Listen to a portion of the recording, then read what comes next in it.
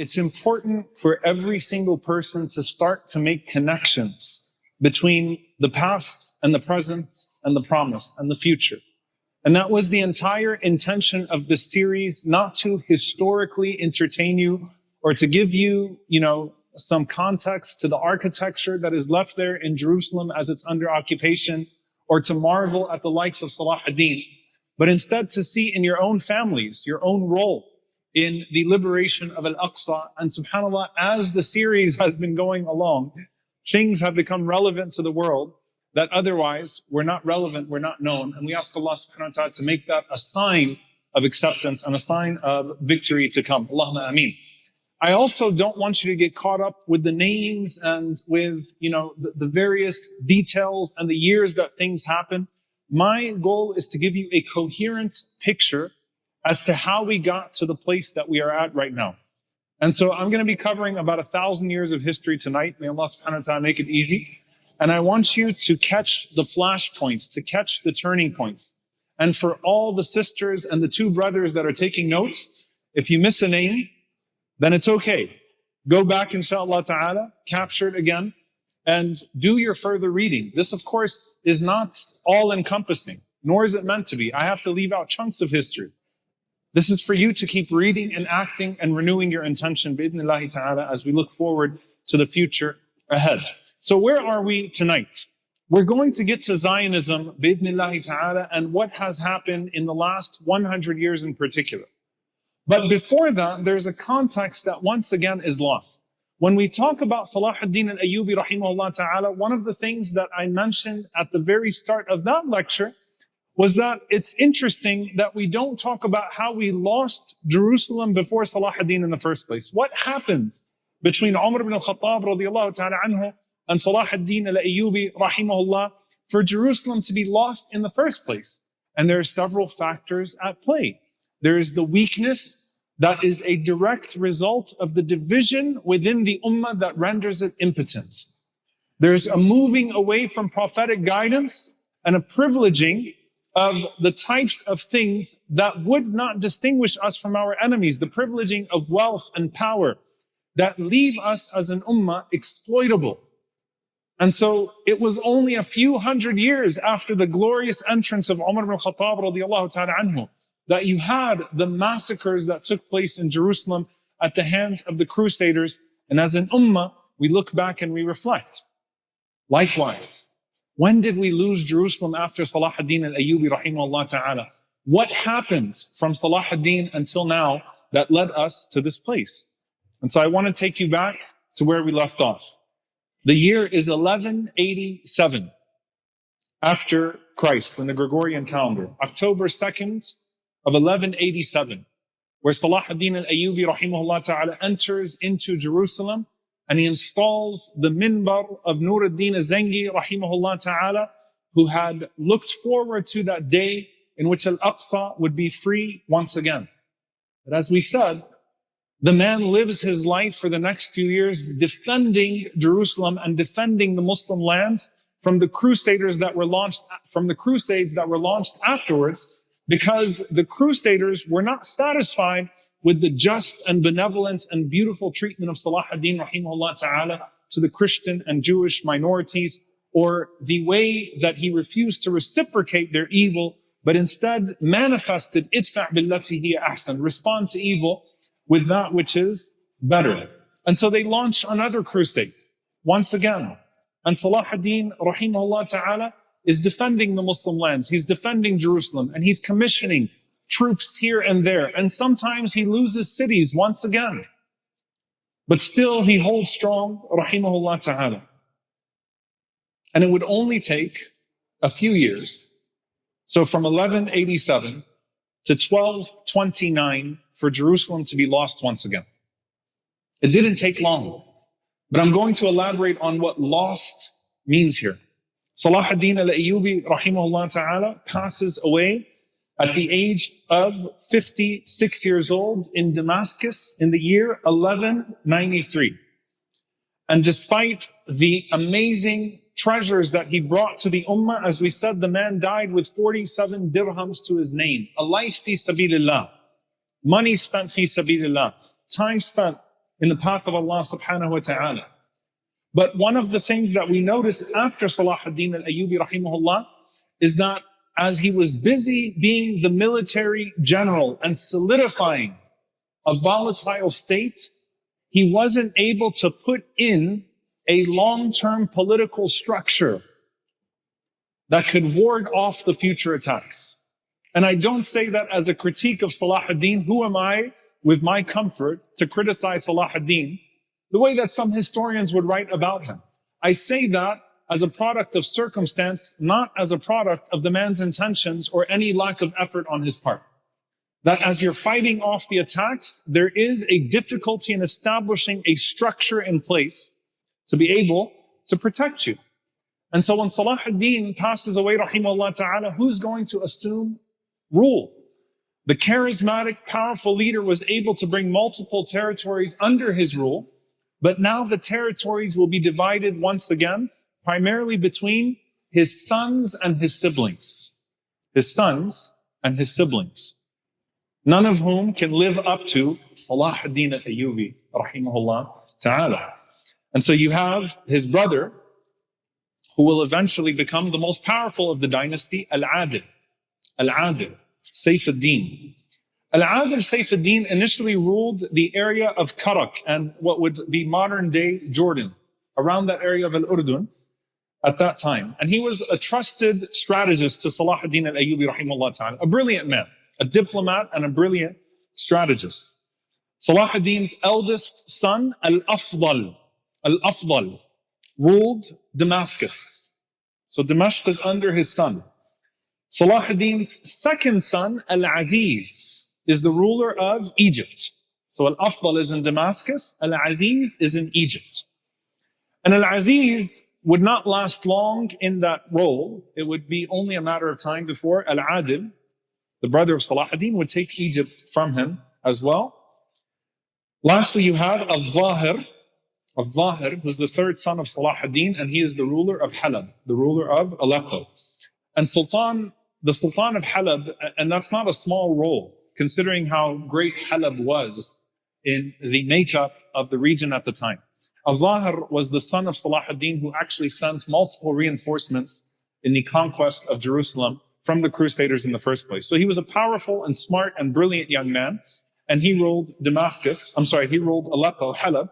And then finally you have his nephew, Taqiyuddin, who's the ruler of Hama, also in modern-day Syria.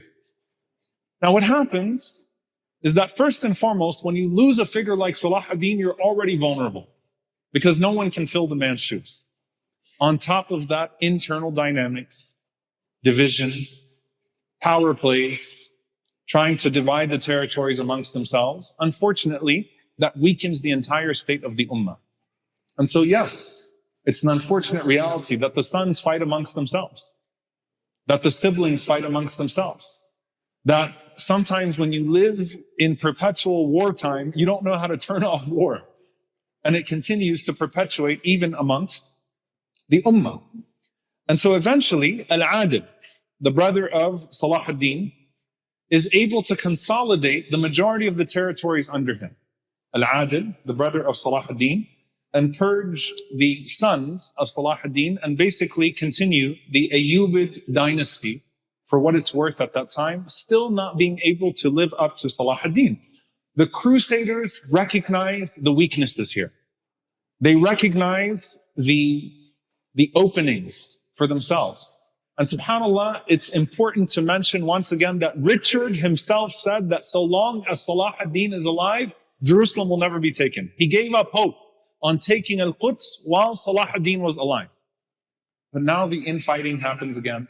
Now the division of territories. And while Al-Adil, the brother of Salahuddin, is able to consolidate the majority of the territory and lead the Ayyubid dynasty, they're still weakened greatly on the inside. On top of that, division perpetuates division. And so Al-Adil passes away in the year 1218. 1218, Al-Adil dies. His son, Al-Kamil, takes power in Masr, in Egypt. And the children of Al-Adil repeat the same mistakes as the children of Salahuddin, and they start to bicker amongst themselves and fight amongst themselves about territory.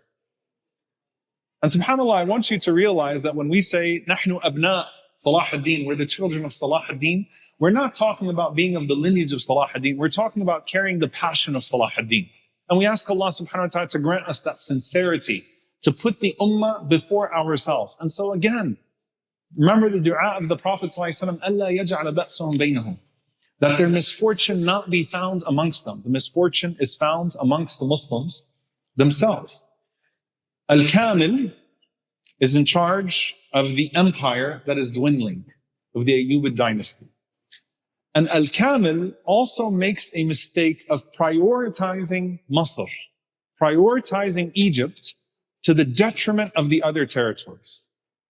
And the Crusaders are like sharks, waiting with the poverty of Europe behind them, both moral poverty and economic poverty, as well as the humiliation of defeat at the hands of Salahuddin after they had pillaged the area. And now you have an opening to attack. And so this is where you read about the sixth crusade. And so you'll notice the first crusade, the second crusade, the third crusade, the fourth crusade. The crusade is getting less and less religious, even using the veneer of religiosity, being about Jerusalem. It's about pillaging the Muslim world, exerting domination over the Muslim world, and stealing the resources and opening the trade routes. The sixth crusade happens. Al-Kamil, who is the nephew of Salahuddin, finds himself in a weakened position. And he does something in the year 1229 that, subhanAllah, would set the precedent for some of the scholarly discussions that have happened in the last 50 years. He basically negotiates Jerusalem. The nephew of Salahuddin. His focus is maintaining the power structure that he has to the best of his ability, and he wants to maintain Egypt and some of the territories of Ash-Sham. And so he starts to negotiate with the Crusaders. And he surrenders in the year 1229. Just a few decades after his uncle, he surrenders Al-Quds to the Crusaders on the basis of what? SubhanAllah, history repeats itself. A 10-year truce. In that 10-year truce, the Christians will retake the city of Jerusalem. The Crusaders will retake the city of Jerusalem, but they have to ensure that the Muslims still have access to their holy sites. So it's not a bloody conquest. It's not the Crusaders coming in like the first time. It's a negotiation where Al-Kamil is left with Egypt and some of the territories of Ash-Sham, but Al-Quds, the heart of his uncle Salahuddin, the beating heart of the Ummah, is given, and the logic that is used is, well, we still get to visit. We still can go and visit Al-Aqsa. Remember how bad it was under the Crusaders, where they didn't even have adhan and iqamah? And subhanAllah, as I started to read the scholarly discourse refuting that move, I started to think about the logic of normalization that's happening in this day and age. We don't want to just pray in Masjid Al-Aqsa as it remains occupied by these people. That's not the point of this. Would any one of us be satisfied with Mecca, with the Kaaba being under occupation? But you know what? At least we get to go do Hajj and Umrah. And so the scholars of the time start to write difficult letters and give difficult sermons about how this was unacceptable for Jerusalem to be given back, even if that meant that the Muslims under this 10-year agreement could still technically go and visit and pray. And this is called Sulh Yafa, the Treaty of Jaffa, or Sulh Yafa. It's the year 1229. 1229. So Jerusalem is given back to the Crusaders, but the Muslims can enter and the Muslims can still pray in Masjid Al-Aqsa. I want to take you to the sentiment that existed at the time. Remember, one of the beauties of Salahuddin was that he was able to unite Muslim scholars from different madhahib, from different schools of thought, because he was able to show the greater cause of Al-Aqsa. And so the scholars fought behind Salahuddin. The people gathered behind Salahuddin and put aside their differences because of the mandate of Al-Quds al-Sharif, the mandate of Al-Aqsa.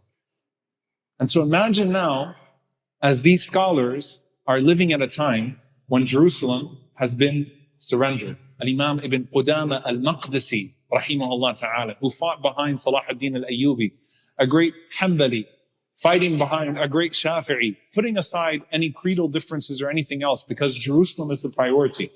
And I want to point to two scholars that I found very interesting in their writings and how they reacted to the moment. One of them is a scholar that if you watch the first, which I'll go back to doing after Ramadan, inshallah ta'ala, you'll notice that I often quote Al-Imam Ibn al-Athir. Al-Imam Ibn al-Athir. Al-Imam Ibn al-Athir, his name is Izz-ad-Din Abu al-Hasan Ibn al-Athir. Al-Imam Ibn al-Athir. He actually wrote one of the books that I consult in the first multiple times, which is Al-Usud al-Ghaba fi Ma'rifati as-Sahaba. He wrote one of the most important collections in knowing the history of the companions. And Ibn al-Athir, rahimahullah ta'ala, writes one of the most extensive histories of the Muslim Ummah. So he's a great scholar. He's well recognized. He's a da'i. He's a jurist. He's a historian. And he also fought behind Salahuddin, rahimahullah ta'ala, in the battlefield. And so he documented the widespread resentment and the humiliation at handing back the keys of Al-Quds when Salahuddin, rahimahullah ta'ala, had liberated it just 4 decades prior. And then you get to a very specific scene.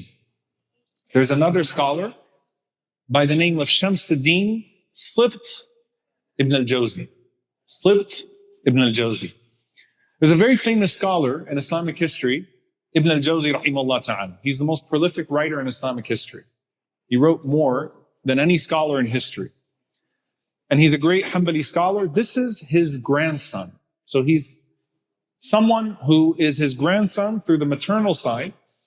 And so he was called Slibt Ibn al-Jawzi, rahimahullah ta'ala. He was a great Hanafi scholar under the Ayyubid discipline. So his father was a soldier under Nuruddin and Salahuddin, and he grew up in the discipline of being a soldier, but he also inherited the lineage of scholarship. And he too wrote actually one of the most extensive collections of history, Mirat al-Zaman fi Tawarikh al-A'yan, which is a mirror of time through the eyes or through the histories of the noble ones. So he writes history about what it felt like at that time. And he said that when the news spread through the Ummah that Jerusalem was once again conceded after all of the joy of receiving it, it was as if Yawm al-Qiyamah had come upon the Ummah.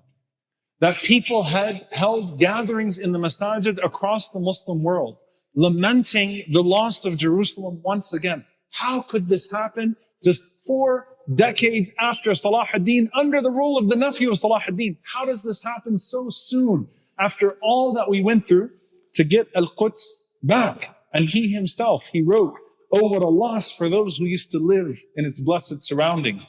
How many sajdas were performed in those places? How many tears were shed upon its sacred ground? By Allah, even if their tears or even if their eyes turned into rivers, it would not be enough. Even if their hearts broke from grief, it would not be enough. What a loss, what a loss." So he lamented himself. And he also was, subhanAllah, history replaying, he also was a khatib at Al-Masjid Al-Umawi. Keep coming back to the Umayyad Masjid in Syria, which subhanAllah just came into the memory of the Muslims again. May Allah subhanahu wa ta'ala preserve the victory of the people of Syria, and may Allah Azza wa Jalla allow it to spread. Allahumma ameen. So he would stand on the minbar of Al-Masjid Al-Umawi and condemned the treaty of Yafa and the handing over of the keys of Jerusalem once again. And again, if you're thinking about some of the scholarly writings in the last several decades about how do we deal with Jerusalem under occupation, I want you to understand that yes, Muslims who can visit and they pray in there, but let's not be satisfied if they gave every Muslim in the world first-class tickets to pray in Masjid Al-Aqsa and they didn't harass us at the checkpoints coming into Masjid Al-Aqsa, we still should never be satisfied until it is liberated from occupation, period. And so some of the scholarly writings of this century are drawing from some of the condemnation of that time, of such an action. And subhanAllah, we find from Slibt ibn al-Jawzi, rahimahullah ta'ala, there's a famous story that is recorded in the books of a woman named Maysoon. And Maysoon is a woman who lost 4 of her brothers, ash-shuhada, against the Crusaders. And she does something very famous. She starts the trend where she cuts her hair and she offers her hair to be used for the reins of the horses to continue to fight against the Crusaders. Out of disgust for the complacency that is once again overtaking the Ummah, that these people are too powerful for us, and that there is no point in pushing back against the Crusaders. And she says something very touching. She says, إِنَّنَا لَمْ نُخْلَقْ رِجَالًا نَحْمِلُ السُّيُوفَ وَنَقُودُ الْجِيُوشِ. We were not created as men, where we hold our swords, or we move the armies. وَلَكِنَّنَا إِذَا جَبُنَا الرِّجَالُ نَمْ نَعْجِزْ عَنِ الْعَمَلِ. But when the men become cowards, we will not back off of our deeds. And she says, هَذَا شَعْرِي أَثْمَنُ مَا أَمْلِكْ. This is my hair, the most precious of that which I possess. أَجْعَلُهُ قَيْدًا بِفَرَسٍ تُقَاتِلُ فِي سَبِيلِ اللَّهِ لَعَلِّي أُحَرِّكُ هَؤُلَاءِ الْأَمْوَاتِ. I put it forth to be used for the horses, فِي سَبِيلِ اللَّهِ, so that perhaps we can once again wake up the dead. She's talking about the Muslims themselves. And subhanAllah, it's narrated that Sibt ibn al-Jawzi actually stands on the minbar in Masjid Bani Umayyah, and he holds the package, and he shames the men and says, where are you? Wayhakum ya Muslimin. Woe to you, O Muslims. Where is your izzah? Where is your deen? Can you imagine the sight almost 1,000 years ago of a man standing in the Ummah masjid and saying, what is wrong with you? How can you be complacent once again? You're the Ummah of Salahuddin al-Ayyubi rahimahullah ta'ala. And then he puts forth and he says, if you're too cowardly, then at least make room for the women to go forward.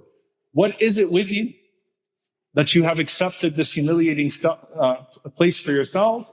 And he says at the end of his khutbah, قال, and I want you to imagine the scene, قال تصدعي يا قبة النصر وميدي يا عمد المساجد أو يا عمد المسجد وانقضي يا رجوم لقد أضاع الرجال رجولتهم.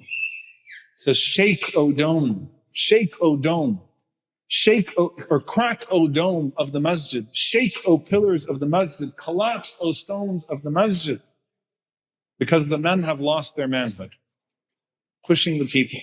Do not accept the state of humiliation for yourself. And so there was a great scholarly rejection of this idea of accepting humiliation after the sacrifices of what people have made to protect the Masjid Al-Aqsa and its honor from the Crusaders before.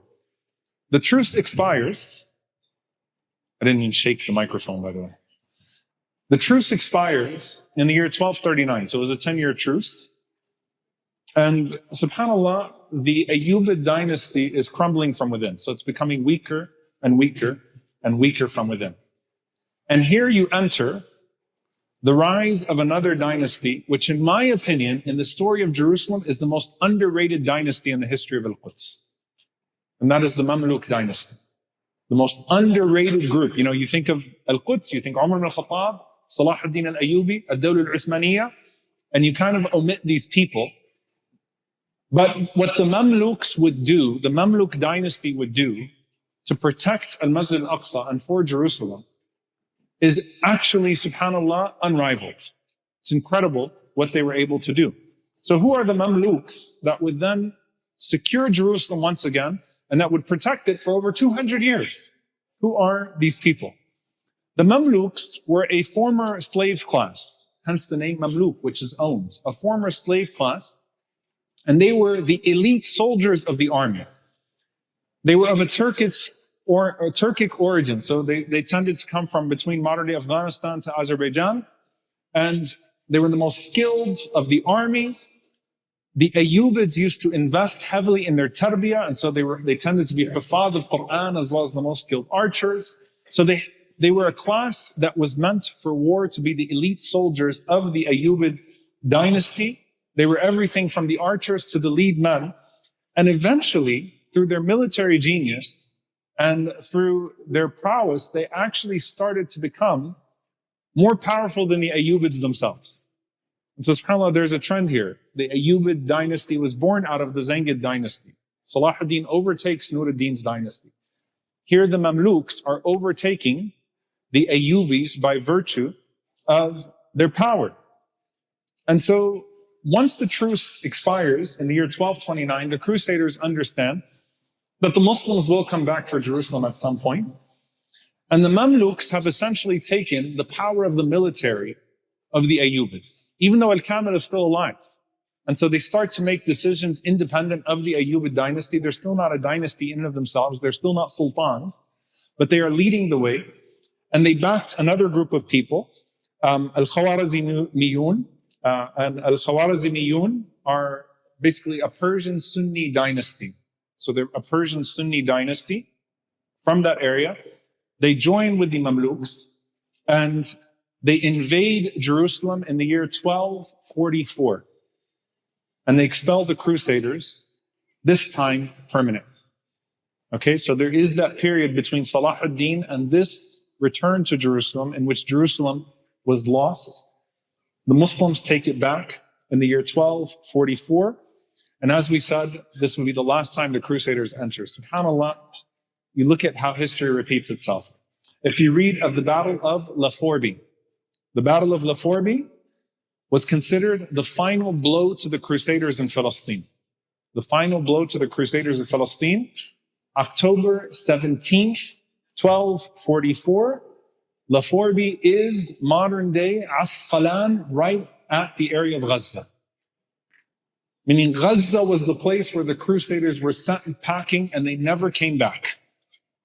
They never came back to Palestine from October 17th, 1244.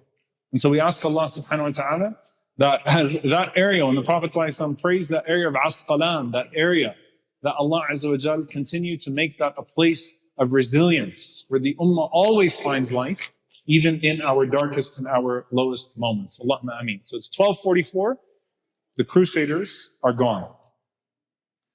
They launch another attack. Louis IX of France, with a new crusade. And he plunges deep into the Muslim world. And now the son of Al-Kamil, who is Salih, who's now in charge, Salih, once again, fears that he's going to lose Egypt, that he's going to lose the power cluster of the Ayyubid dynasty. He starts to negotiate with the Crusaders. Once again, subhanAllah, a repeat of what Al-Kamil did. He starts to negotiate that perhaps certain cities could be given to the Crusaders so that they could leave the power centers of the Ayyubid dynasty. As this negotiation is taking place, Sultan al-Salih, so we're talking about the grandnephew of Salahuddin now, Sultan al-Salih, the son of Al-Kamil, passes away. Now the Mamluks, they do something interesting. They hide his death from the Crusaders.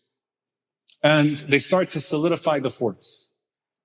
And they engage in confrontation with the Crusaders without letting them know that the Sultan has passed away. And eventually, as the word spreads, the Crusaders become emboldened. You have the Battle of Mansoura in 1250. The Mamluks defeat the Crusaders. And then you have the Battle of Faraskour, where they captured Louis IX himself.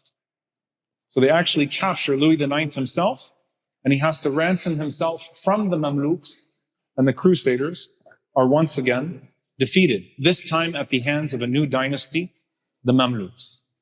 And the Mamluks now supplant the Ayyubids and become the sultans themselves. The dynasty officially takes shape. The first sultan of the Mamluks is Sultan Izzuddin.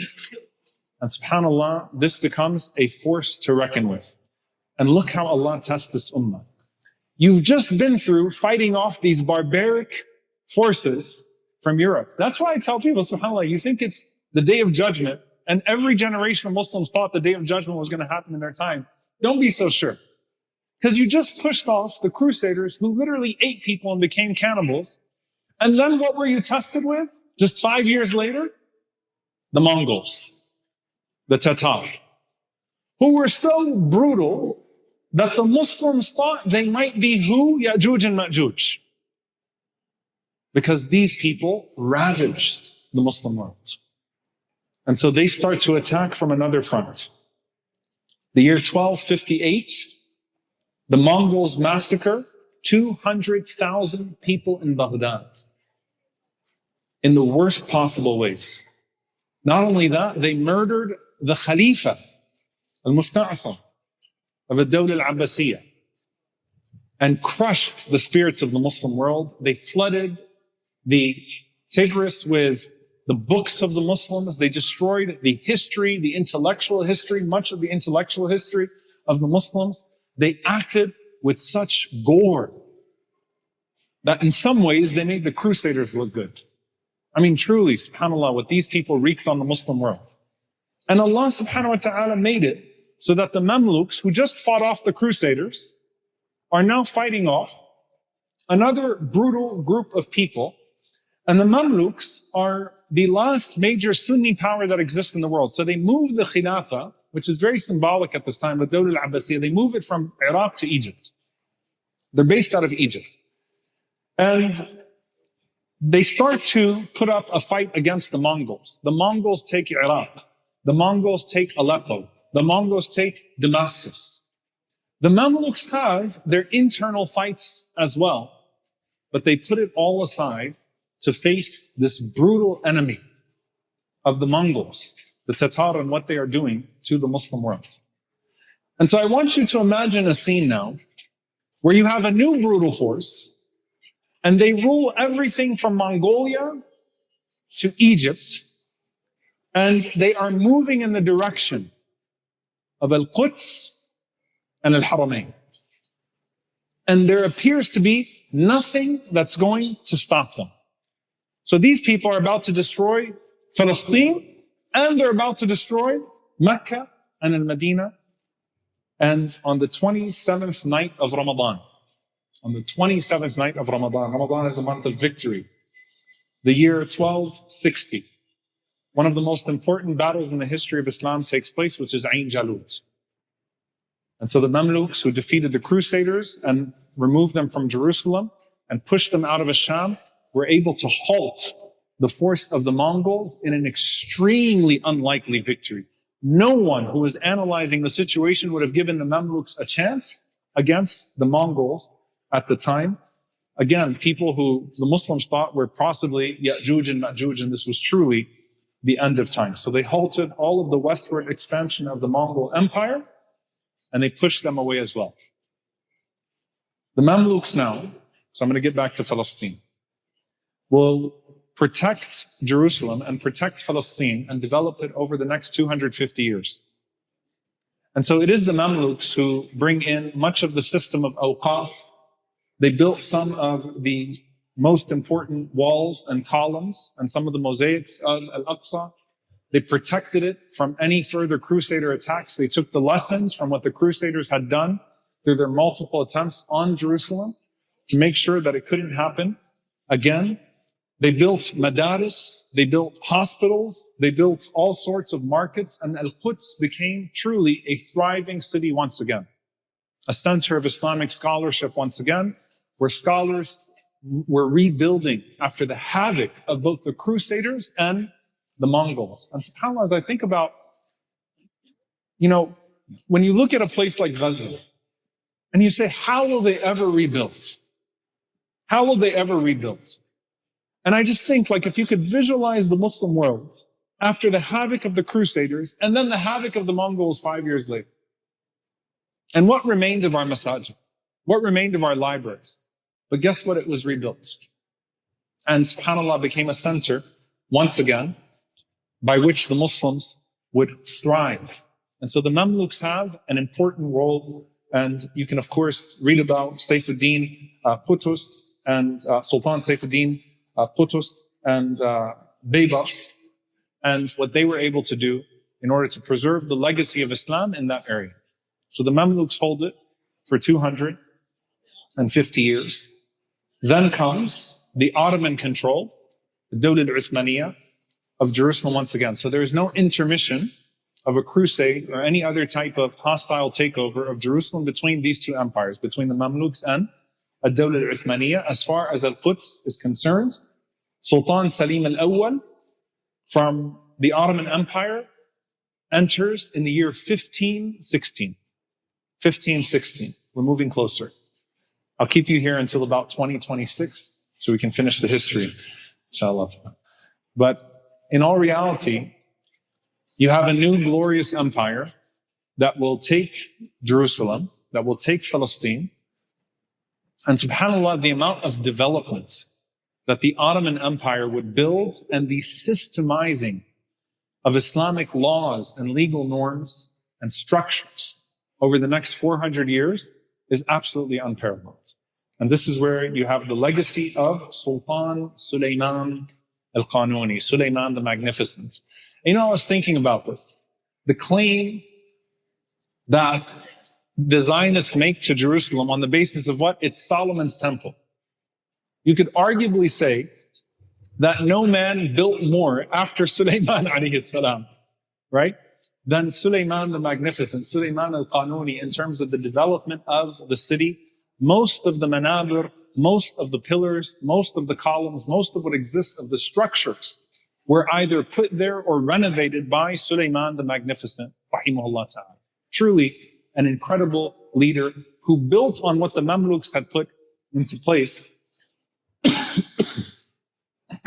And after funding the largest restoration of Al-Aqsa since the Umayyads, was able to establish laws and the protection of religious minorities in a way that Western writers would admire for generation after generation after generation.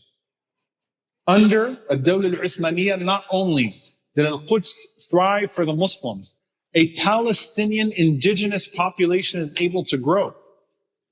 And Muslims, Christians, Jews are able to worship in their places without being persecuted for 400 years.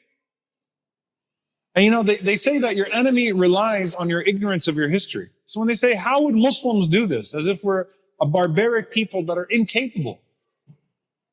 And we say, subhanAllah, for 700 years, if you took the Mamluks and you took the Dawla al-Uthmaniyya, for almost 7 centuries consecutively, law and order was preserved, and people's religious sites were maintained, and people were not persecuted as a religious minority in this regard. So Suleiman orders the massive construction of the walls around Jerusalem that you see today, around Al-Aqsa that you see today. Multiple columns, multiple structures. And he maintains the Al-Aqsa compound and preserves and puts into place an infrastructure for the various quarters of the city, the Muslim city, the Christian, the Muslim quarter, the Christian quarter, the Jewish quarter, and beyond. And also puts in some of the most elaborate water systems in the world, agricultural systems in the world at the time, and enhances the place of Al-Quds in the Muslim world, and once again attracts people from all over the world to Al-Quds so that it can continue to be what it's meant to be in the history of Islam. So where did we go? Salahuddin until now.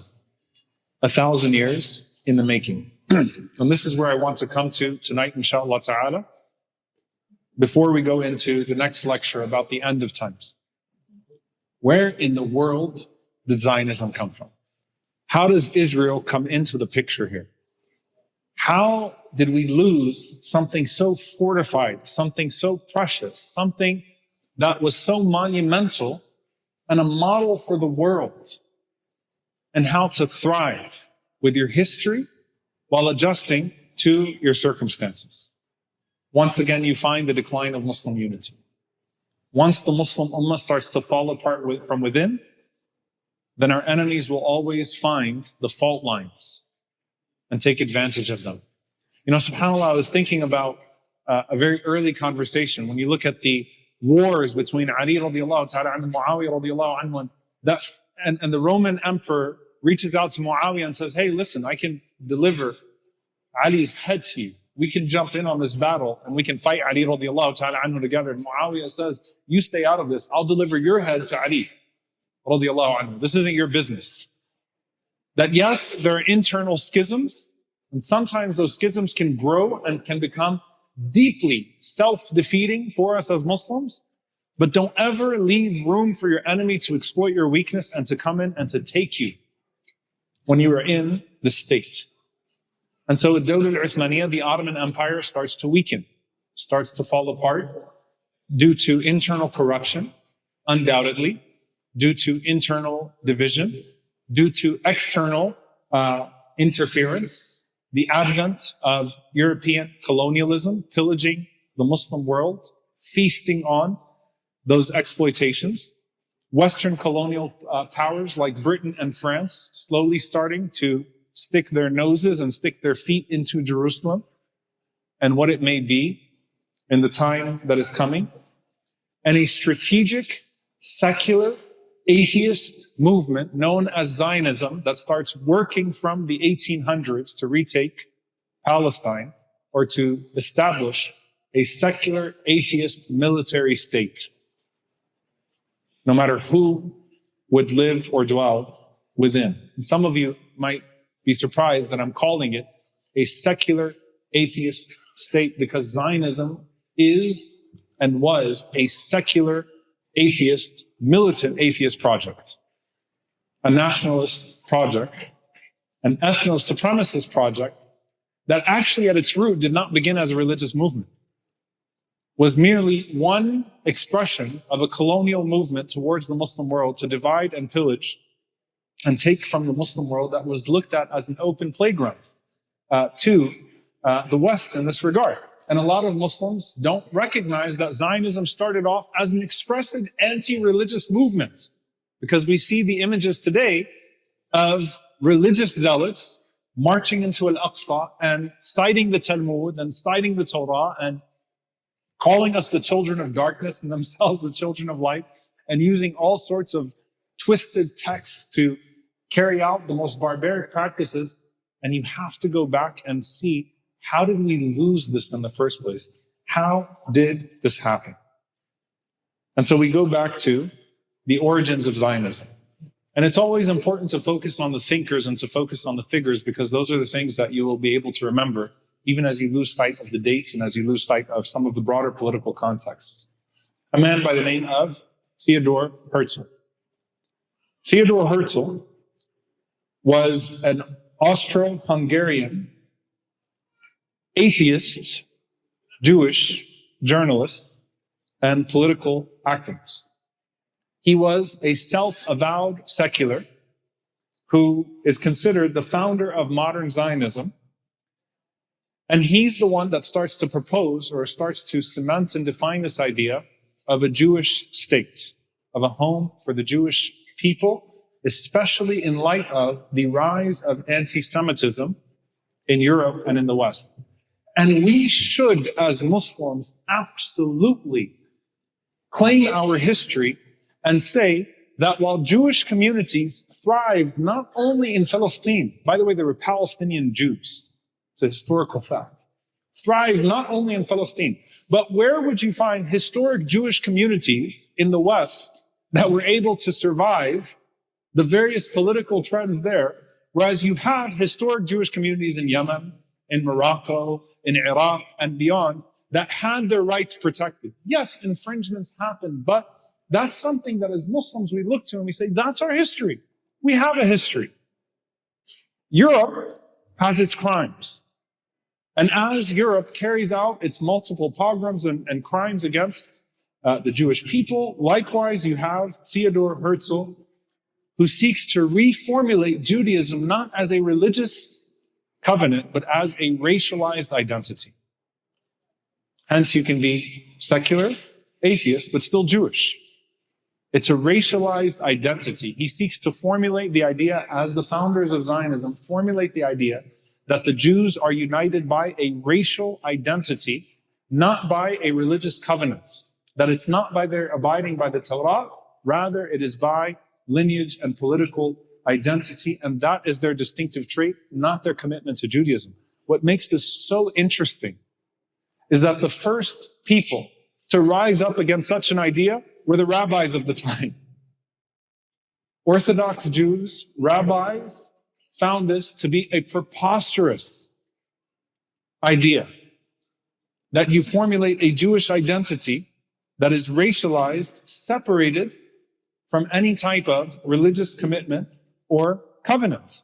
And by the way, when I say it was expressive, Herzl said that he would be content with any political state where the Jews, in the racialized sense, could have self-determination. And so these ideas of a Zionist state were put forward. It could have been in Uganda. It could have been in Argentina. It could have been in Kenya. Even Sinai, where they're trying to push us out to now, that was proposed as a location. And yes, of course, locations in the United States and other places were proposed as places where the Zionist project could take its hold. And amongst the places that were proposed were Palestine, were Palestine. Not because of a religious commitment, but because it would be politically convenient and ideal to tie the identity of the Jewish people to the historical place of Bani Israel and to form some sort of a link between a European ethno-state called Israel and Bani Israel that exists in the books. Somehow a racialized identity that privileges a people and allows them to expel the indigenous of that land and enjoy supremacy as Europe continues its crimes. And so Europe is not responsible for its reparations or for what it has done. You're not talking about the restoration of the rights of Jews in Germany. You're talking about the mass migration of Jews in the racialized sense to Palestine, to Palestine, and the expulsion of the people of that land in the name of safeguarding the Jews, which is an absolutely preposterous idea and one that was rejected at the time and should be rejected by any moral voice even till today. So he envisions this as a political and national entity rather than a religious one. It's actually, there's a saying that you don't believe in God, but you somehow believe that God promised you this land. And so it was common to find an atheist that still claimed the land on the basis of now a historical connection, a religious connection that God had supposedly forged between them. And they saw, the founders of the Zionist project, they saw religious voices as an obstacle, not as allies to the cause that they were putting forward. And so Palestine is chosen for political and colonial reasons, not for religious reasons. Most rabbis called it a rebellion against God. And you can read, subhanAllah, some of the works. Rabbi Shalom Bershnierson, who said, their plan to gather the Jewish people together with their own power will never be. And all their strength, their many strategies and efforts will not work or have any success against the will of God. Whoever twists the meaning of the Torah and finds proofs to Zionism from the Torah, and especially from the hidden Torah, is like the one who places an idol in the temple.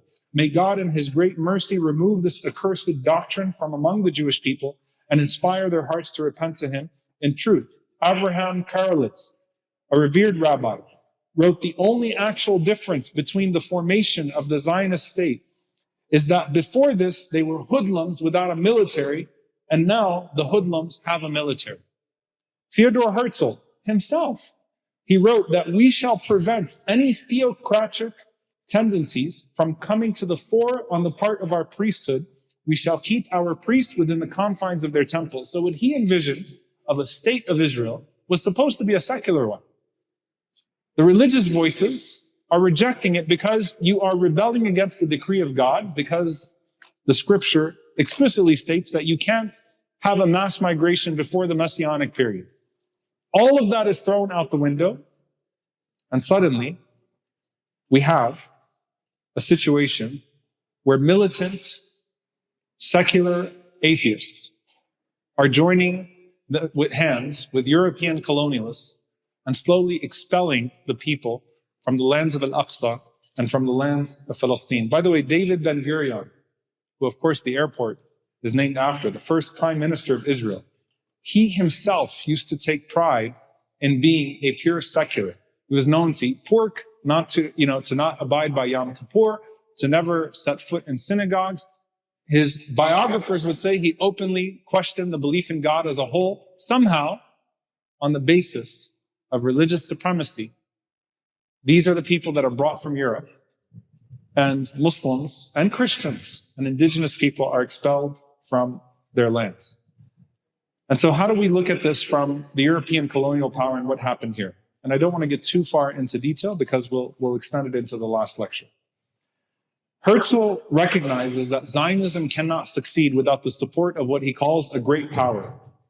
And so he basically says that you have to pitch Zionism to a great power that can get behind it so that it can form part of a defensive wall for Europe and Asia, an outpost of civilization against barbarism, against the barbarity of the Arab and Muslim world. So specifically, he's proposing, let's traffic in the way that the European colonialists are framing the Muslim world as barbarians and as wicked and evil people, and pitch this to the European colonialists to take the project of Zionism on and say that this will form as an imperialist base for you in the Muslim world. And it starts to sound very familiar. At the start of World War I, the Zionists attempted to persuade the British government of the benefits of sponsoring the Jewish colony in Palestine, a Zionist state in Palestine. And so who do they lobby first? The Rothschild family.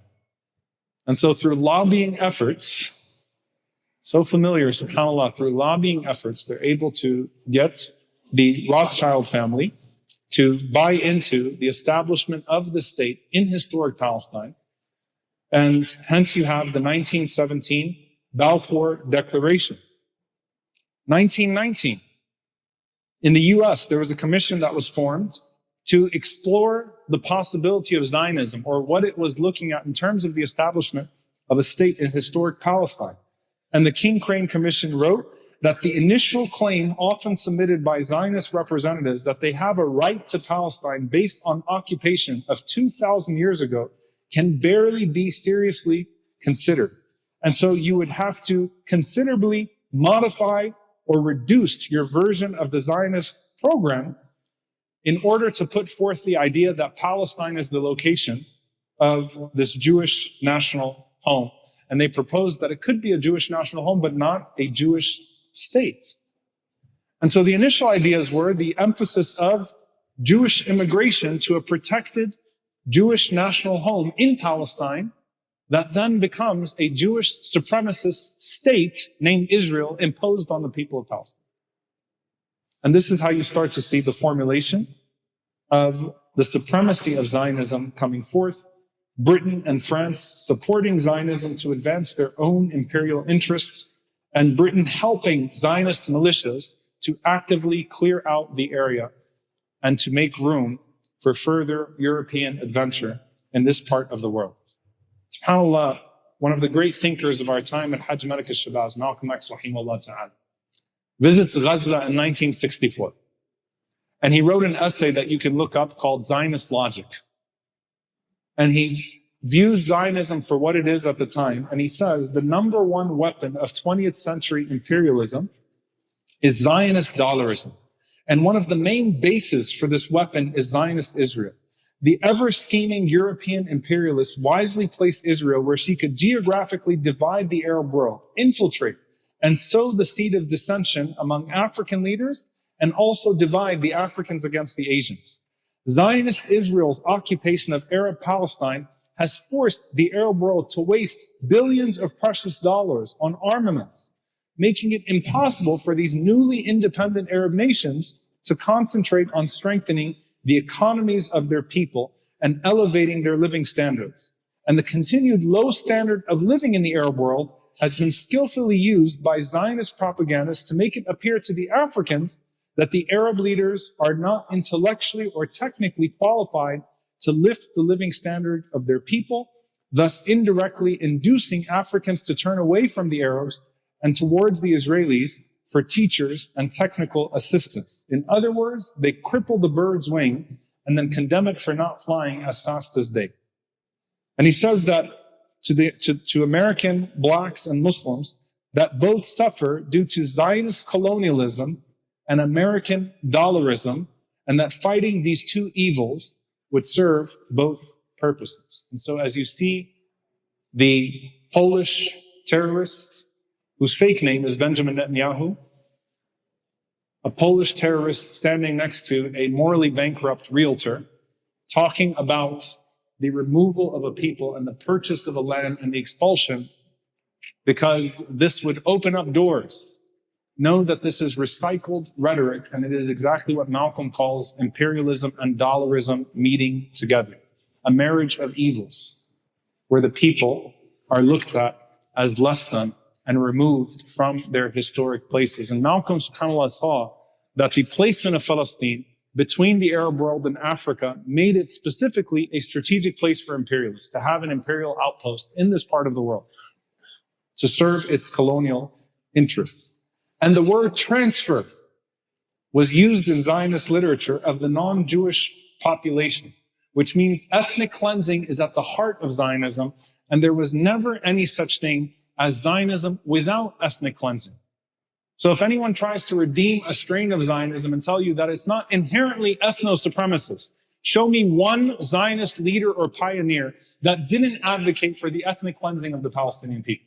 It doesn't exist. Every strain of it required the removal of the people for the placement of another people, which is illegal by any moral standard. To end here, when does Zionism turn religious? So it's only after 1967 that Zionism starts to take on a more religious framework. That religious language starts to find itself within Zionism, and that you start to find more biblical references being used. And this, of course, allows for religious extremists, Jewish religious extremists, right? Functioning within their version of Zionism, to find a marriage partner in Christian religious Zionists in the United States, both of whom want to forge a messianic era, but for different purposes, right? Religious Christian, I can't make this up. I was once on a panel with a rabbi and a pastor, and the pastor was an evangelical, and he was talking about, we see the development of Israel as the heart of Christianity and what we do. And the rabbi said, and I'm not making this up, he said, yeah, so you could kill us. It's a marriage of convenience that throws every moral standard out of the window and allows for the continued expulsion of a people. And it was again in the 1960s that religion starts to become infused more into the Zionist project, and Zionism, which was a secular atheistic movement, becomes more religious in its outpost. And that's where you start to see now these crazy right-wingers that are forcing themselves through the barricades of Masjid Al-Aqsa and putting forth this idea of the reconstruction of the third temple as the heart of their mission. And this is where we are today. Conspiracies, efforts, impacts. I've been asked in the last year about the red heifer conspiracy.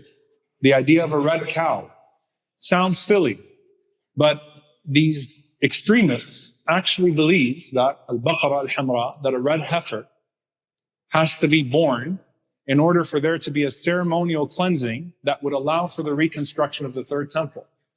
And guess what they've been doing? Just like they genetically modified the illegal state of Israel, they're trying to genetically modify a red cow. Where from? Texas. And so there is an institute in Texas where you've had 5 red heifers that were sent to Israel in 2023, right?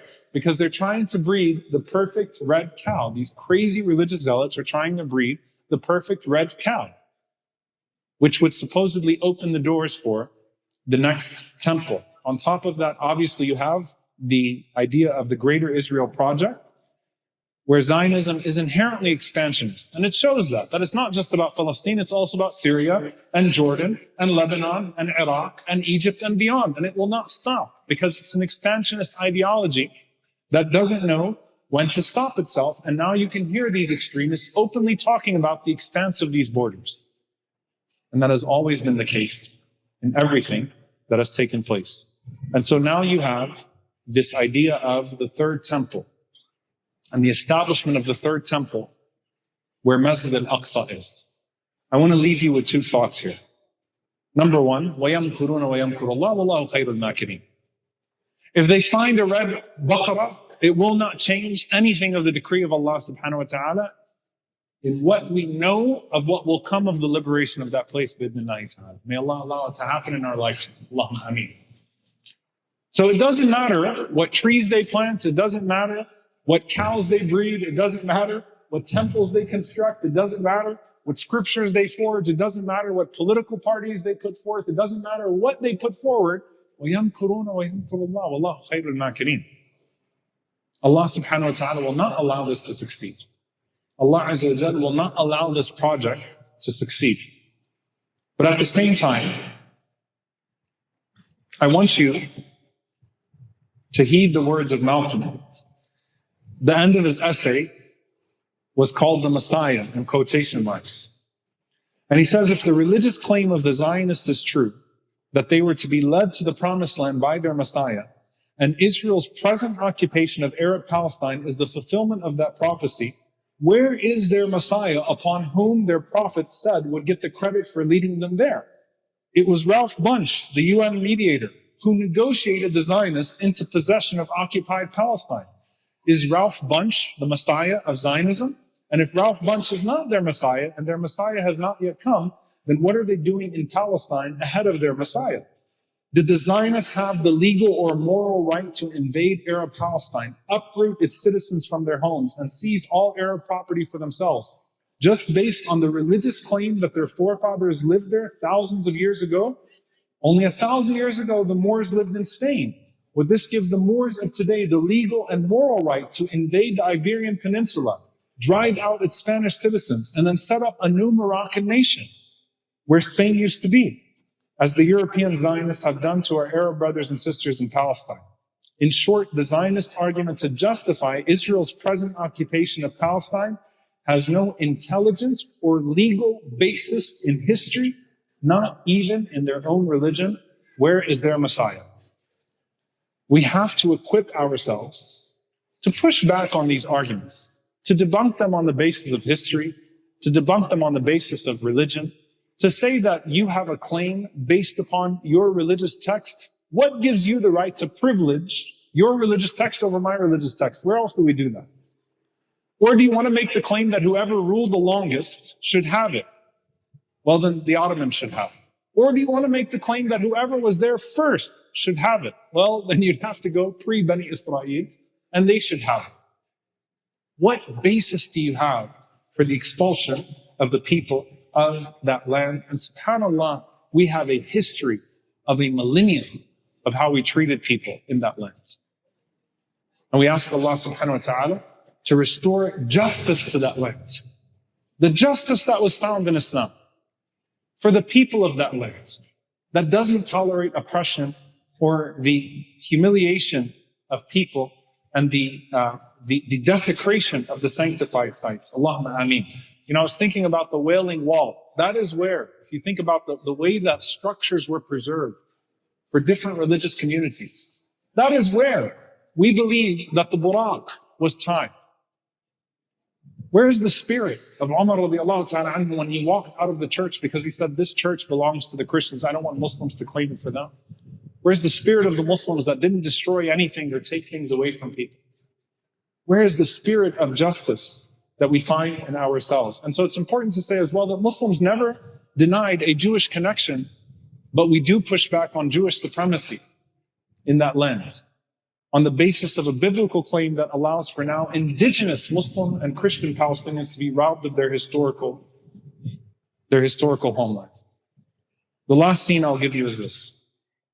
I ended off Salahuddin with a scene of Henri Gouraud, the French colonialist, who walks into Syria in the year 1920, and he kicks the grave of Salahuddin and says, get up, we're back. And there is almost, subhanAllah, a parallel scene of Edmund Allenby entering the British colonialists in the year 1917, entering the city of Jerusalem and claiming that the British had a mandate to take Jerusalem and to give it to another people. And they called it what? What was the motto of Zionism? A land without a people for a people without a land. Meaning we are not a people. Talk about dehumanization. The hundreds of thousands of people that were driven out of their homes in the Nakba were not people. They never saw us as people. But when a British colonialist walks into Al-Quds and a French colonialist walks into Syria and they kick the grave of Salahuddin, or they enter with their boots into Al-Masjid Al-Aqsa, know that you can complain about the humiliation all you want. But until you rekindle in your heart and in your efforts what drove Salahuddin in the first place, we remain in a state of humiliation because Allah subhanahu wa ta'ala is the one who controls the dynamics of power at all times. My great-grandfather, Mufti Munib Hashim, rahimahullah ta'ala, who was the last Ottoman-appointed Mufti of Palestine and Nablus, the one line I read in his biography that made my heart fill with love and glory was that he wouldn't stand up for the British when they would enter. He remained seated. He wouldn't honor them by standing up for them. That somehow, as time goes on, we start to adopt norms of humiliation for ourselves, and we start to adopt these things as mainstream and acceptable. Wallahi, even if they let us go pray in Masjid Al-Aqsa without the harassment, until it is free, the Muslim's heart should be shackled with pain. And every single one of us should be dedicated, and we ask Allah subhanahu wa ta'ala to allow us to be a part of its liberation. Allahumma ameen. Bi-idhnillahi ta'ala, next week will be the final lecture in the series, and we'll talk about Al-Aqsa in the end times. We ask Allah subhanahu wa ta'ala to be with our brothers and sisters as they are suffering, and to grant them full victory. And we ask Allah subhanahu wa ta'ala to allow us to see in this Ramadan the victory that has been promised. Allahumma ameen. Barakallahu feekum. Wassalamu alaikum.